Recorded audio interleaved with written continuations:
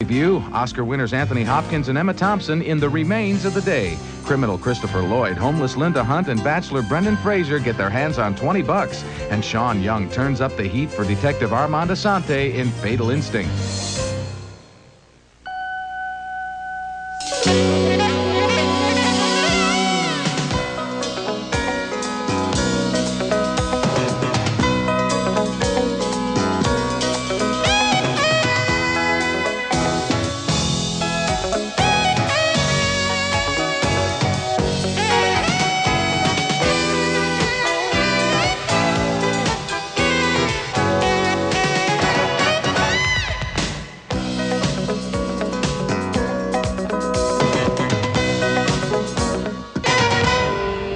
Got a light?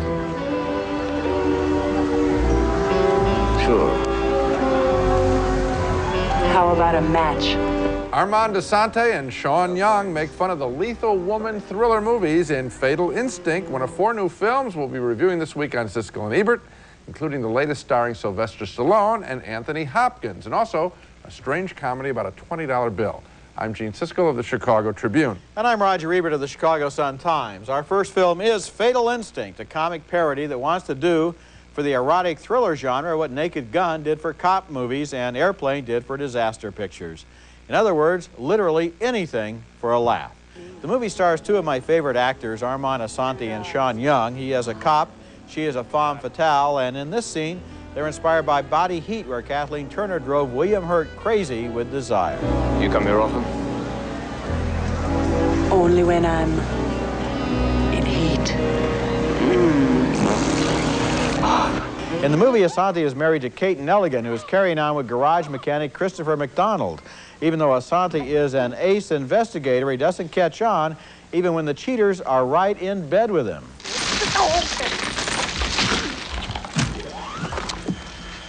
Happy birthday this morning.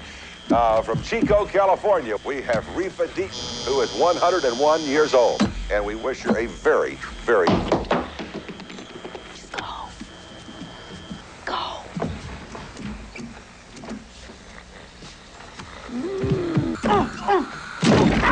Sherilyn Fenn stars as a 3rd woman with a mysterious past. She has a flashback that seems inspired by Sleeping with the Enemy, the movie in which Julia Roberts was tyrannized by a perfectionist husband.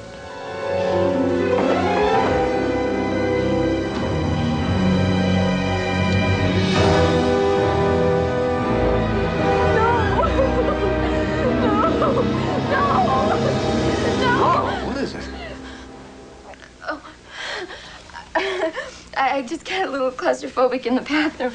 Maybe you should try some prune juice. All a movie like Fatal Instinct really wants to do is make you laugh, and so the only way to review it is to say whether you laughed or not. Well, I did laugh, but I didn't laugh that much, and yet the movie was made by a talented team of actors and directed by comedy veteran Carl Reiner, who made all of me, so why wasn't it funnier? This may sound crazy, but I think maybe the actors were too good for this level of brainless comedy. Nobody has ever accused Leslie Nielsen or Priscilla Presley of being great actors, but in the Naked Gun movies, they were better at this kind of parody than Armand Assante and his co-stars, who maybe unwittingly create a level of credibility here that works against the deliberately idiotic material. I don't know. No, it's plausible what you're saying. I want to offer another reason, because I didn't laugh at all. I thought it was a pretty dumb picture. I don't know whether the source material is that funny the way they're doing it. For example, they throw in Sleeping with the Enemy, which isn't really about a killer woman. So they just throw it in because they're scrambling. And there's that scattershot quality. There's another thing that they do.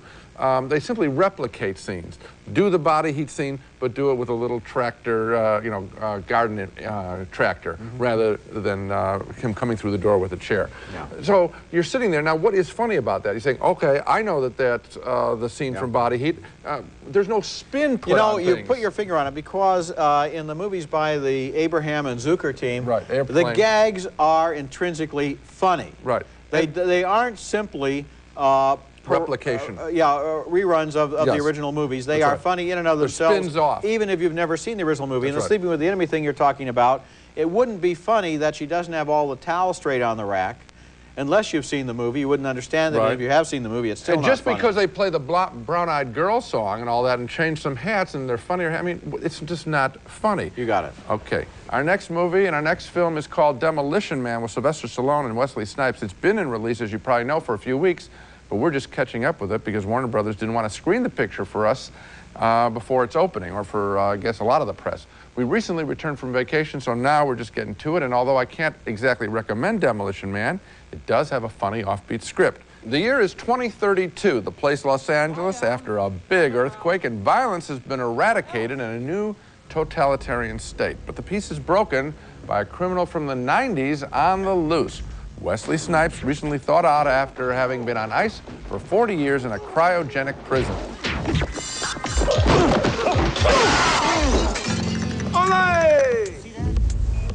We're police officers. We're not trained to handle this kind of violence. Also thought out is Sylvester Stallone, a tough cop from the 90s. He and Snipes have a history together. I tracked that dirtbag for 2 years, and when I finally bring him down, you turn me into an ice cube for my trouble. The romantic interest is provided by a police officer played by Sandra Bullock, but times have changed in the more high-tech 2032. There you go.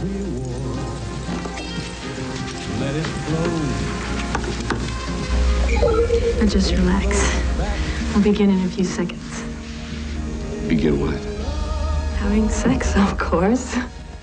The violence in the film is routine, but the script by Daniel Waters and Robert Renaud and Peter Lenkov is sprinkled with some smart gags about the 90s made from the vantage point of the 21st century. I didn't care at all about the mano-a-mano between Snipes and Stallone in this picture, but when they weren't fighting, I did smile a lot during Demolition Man. I smiled a lot too. In fact, I'm giving this film thumbs up. Okay. And the reason for that is that unlike so many other movies in this genre, it really does have a satiric angle to it. It is really trying to be funny, and it's really trying to comment on the 90s from the point of view of the future.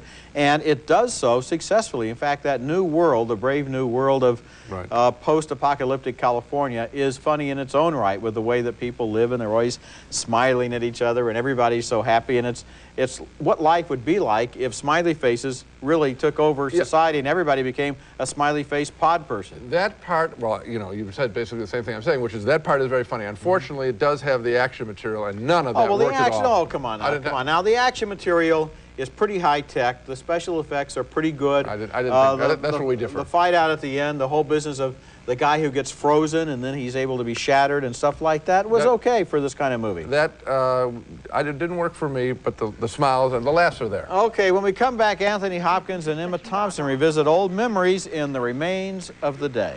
You know what I'm doing, Miss Kenton? I'm placing my thoughts elsewhere while you chatter away. I could bring in some more cuttings for you. Thank you, Miss Kenton. But I regard this room as my private place of work, and I prefer to keep distractions to a minimum. Would you call flowers a distraction then, Mr. Stevens? Emma Thompson plays a newly hired housekeeper in the country home of a British lord, and Anthony Hopkins is the head butler who wants her to keep her distance in that scene from The Remains of the Day. This is the sad, lonely, and very skillful new film by the Merchant Ivory team, the same people who made Howard's End and A Room with a View. The movie is based on the subtle Booker Award-winning novel by Kazuo Ishiguro, and like the book, it begins in 1958 as Stevens, the butler, starts on a journey to meet the former housekeeper after many years have gone by. On the road, his memories drift back to the great days of Darlington Hall before World War II, when all of the world seemed to come calling, and Stevens, the butler, was proud to serve them. Each one of you has his own particular duty, or her particular duty. Cap fits, polished brass, brilliant silver, mahogany, shining like a mirror. That is the welcome we will show these foreign visitors. Let them know they are in England. Pillows, nice and straight. Order and tradition still prevail. James Fox, that most elegant and civilized of British actors, plays Lord Darlington, a man who wants his country to accommodate Nazi Germany.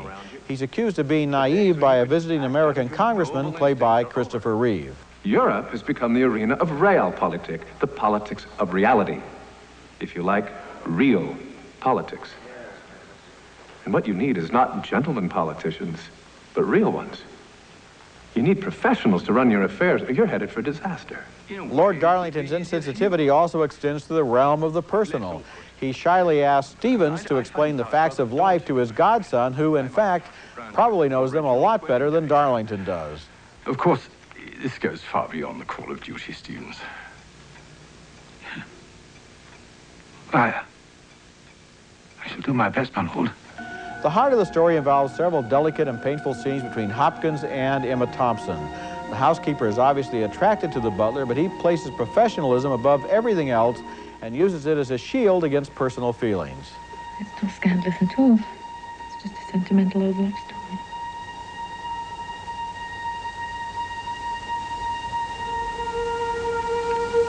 Yes. I think The Remains of the Day is essentially a movie about emotional blindness. Lord Darlington is blind to the threat of Nazi Germany. His butler is blind to Darlington's faults and also blind to the fact that an attractive young woman is in love with him. Both the butler and his master blunder ahead and destroy their lives, all in the name of high-sounding principles like duty. But because the story covers many years, we get the sad and very effective closing scene in which the butler finally realizes what he might have had and missed. It goes without saying that the performances are exactly on the mark, and the movie is fascinating in the way it shows its characters throwing away life because they think they found something more important. Oh, I think it's a magnificent film, and I think you've hit on most of the points. You might expect it to be a drama of manners, and you think it's familiar turf. You've seen the English people handle other people at a distance by, obeying certain rules of propriety and all that. But to see the story on the personal level, to bring in the outside world, I thought that was refreshing. To bring in the outside world, what's going on beyond the manor, that was exciting too. And seeing that they're hurting themselves on a personal way and in a macro way as well as a nation. I was so moved, especially by the sequence where the butler's father has been brought on staff, and he falls ill, and he's taken upstairs to his room during this very, very important dinner party. Right. And the butler places the dinner party ahead of his own father, and that shows just how cut off he is from the real emotions of being alive. Again, this is the same group. You mentioned Room with a View and Howard's End. They make remarkably good films, so beautifully acted. Producer Ismail Merchant, director James Ivory, and writer Ruth Prowler-Jabala. Okay. Coming up next, a clever idea for a comedy following the course of $20 as it changes hands from character to character. No, I really don't think that'll help.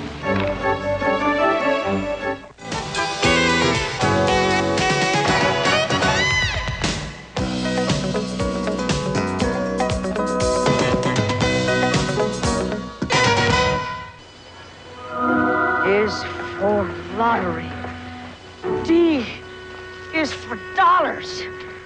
Fresh out of an automatic teller machine, a $20 bill begins a life of its own, falling at first in the hands of street person Linda Hunt there, and then on to a variety of characters in $20. A cute idea for a film, one that's nearly 60 years old.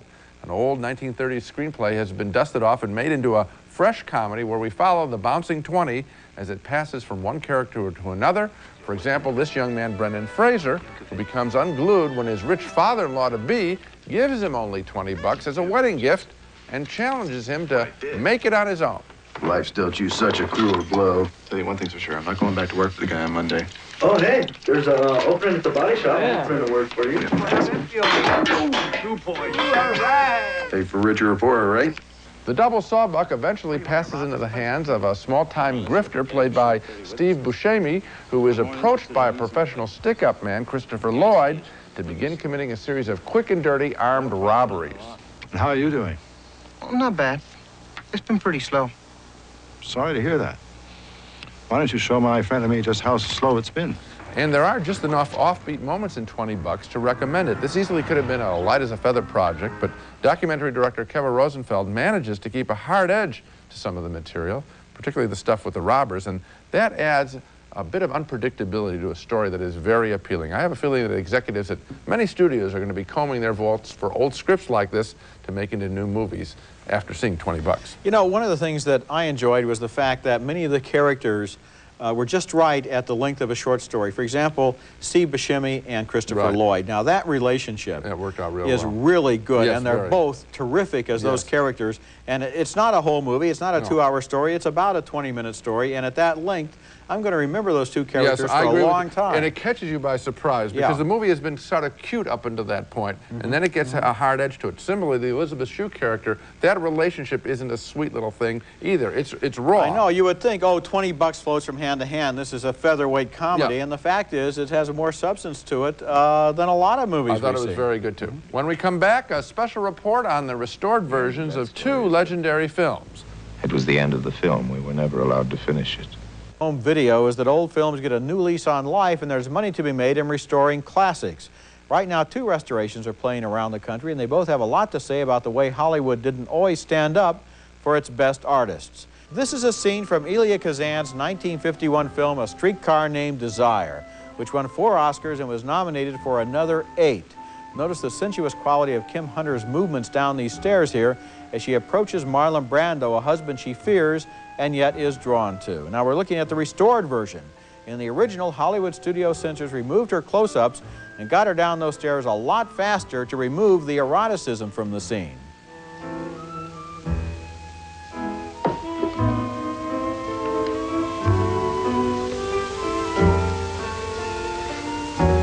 And listen to this dialogue by Vivian Leigh, which was cut from the 1951 version of the film because it was considered too racy. Not far from Bellry, before we had lost Bellry, was a camp where they trained young soldiers. On Saturday nights, they would go in town to get drunk. And on the way back, they would stagger onto my lawn and call, Blanche, Blanche. Both Vivian Leigh and Kim Hunter won Academy Awards for A Streetcar Named Desire. Marlon Brando was nominated as Best Actor but did not win, despite the fact that his influential performance in this film single-handedly changed the entire direction of American movie acting. Yet only now, 42 years later, can we see in the film what made the Tennessee Williams stage play so controversial. In 1951, you had to guess at a lot of the things that are now made clear. And now let's look at another newly restored film. This is a scene from It's All True, a 4-part docudrama about Latin America, which Orson Welles began to shoot in 1942 as part of the war effort. Hailed for his first film, The Great Citizen Kane, Welles had just finished The Magnificent Ambersons when he went to Brazil to film this footage of 4 poor fishermen who made a 1,600-mile journey in a tiny raft in the open sea to ask for government help for their desperate village. This is very impressive footage, but the plug was pulled on the movie and Welles was stranded without cash. As a result of the It's All True fiasco, Orson Welles first began to develop a reputation for unreliability, which was to follow him all of his days and make it hard for this great film artist to make the films that he wanted to make. The South American footage was thought for many years to be completely lost, but then it was rediscovered in a Paramount vault and now has been put together into a documentary about the film that Welles himself was never able to finish. So, A Streetcar Named Desire and It's All True.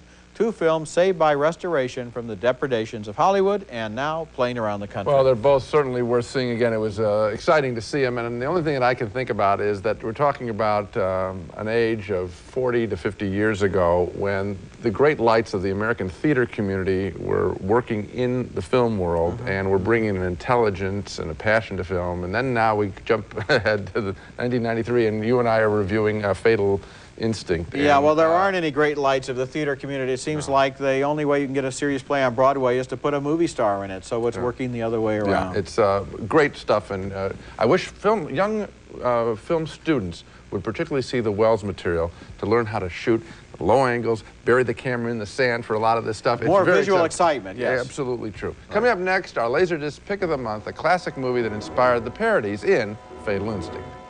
Siskel and Ebert Laserdisc Pick of the Month is brought to you by Pioneer Home Theater. You don't just watch it. Having just mentioned Fatal Instinct, our Laserdisc Pick of the Month looks back to the golden age of Hollywood. Long before there was a Basic Instinct or a Fatal Attraction or even a Body Heat, there was Double Indemnity, Billy Wilder's great 1944 film noir about a powerful woman with malice in her heart and money on the brain, twisting a man into a pretzel to feather her own nest. Barbara Stanwyck is the femme fatale who inveigles insurance agent Fred McMurray into murdering her husband for the insurance money. You mean you want him to have the policy without him knowing it? that means without the insurance company knowing that he doesn't know it. That's a setup, isn't it? Is there anything wrong with it? No, I think it's lovely. Then if some dark, wet night that crown block did fall on him. What crown block? Only sometimes it can't quite make it on its own. It has to have a little help. If younger filmgoers haven't seen Double Indemnity, they're in for a real treat, especially on Laserdisc, where its silky black and white images look particularly good. Double Indemnity, our Laserdisc pick of the month. Now let's recap the movies we reviewed on this show. 2 thumbs down for Fatal Instinct, the laughless parody of those crazed killer female pictures. A split vote on Demolition Man. The violence between Sylvester Stallone and Wesley Snipes was boring for me.